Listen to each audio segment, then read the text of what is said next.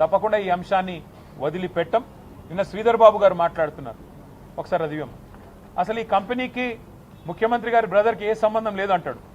మరి కంపెనీకి ముఖ్యమంత్రి గారి బ్రదర్కి ఏ సంబంధం లేకపోతే చైర్మన్ అని ఆయననే ఎట్లా రాసుకున్నాడు? నెంబర్ 1 చైర్మన్ ఆయన, CEO వాళ్ళ కొడుకు. ఈ కొడుకు వాళ్ళ చిన్నపిల్లడు కాబట్టి నేను ఆయన జోలికి పోను. కానీ చైర్మన్ అనుముల కొండల్ రెడ్డి, నేను చెప్పట్లా, USIPF వాళ్ళు చెప్తా ఉన్నారు. ఇది ఆయన లింక్డ్ఇన్లో పోర్ట్ఫోలియోలో లింక్డ్ఇన్ ప్రొఫైల్లో రాసుకున్నాడు.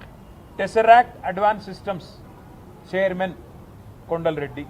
మరి మంత్రి గారు సిగ్గు లేకుండా బుకాయిస్తుంటే, ముఖ్యమంత్రి తమ్ముడికి ఈ భూ కేటాయింపులకు ఏ సంబంధం లేదు అని దులుపుకుంటే ఎట్లా కుదురుతుంది మంత్రి గారు అని నేను అడుగుతా ఉన్నా శ్రీధర్ బాబు గారు. అసలు ఇవన్నీ మీకు తెలిసి జరుగుతున్నాయా మంత్రి గారు? మీకు అసలు మీ శాఖ మీద పట్టుందా? మీ శాఖలో ఏం జరుగుతుందో మీకు తెలుసా? లేదా ముఖ్యమంత్రి గారి ఆఫీస్ నుంచి ఒత్తిడి చేసి 2 ఫోన్లు చేయంగానే మీరు బలవంతంగా ఏదో ప్రెస్ మీట్లు పెట్టి తప్పించుకునే ప్రయత్నం చేస్తూ ఉన్నారా?